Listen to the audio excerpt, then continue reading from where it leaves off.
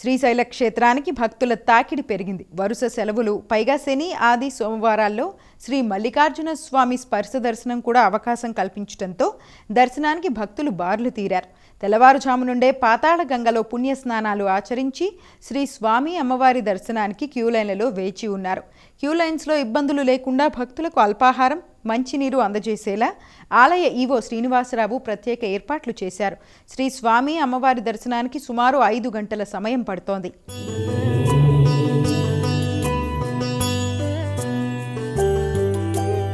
అద్భుత విగ్రహ అమరాధీశ్వర అగణిత గుణగణ అమృత శివ ఆనందామృత ఆశ్రిత రక్షక ఆత్మానంద మహేశ శివ ఇందు కళాధర ఇంద్రాది ప్రియ సుందర రూప సురేశ శివ ఈశ సురేశ మహేశ జనప్రియ కేశవ సేవిత పాద శివ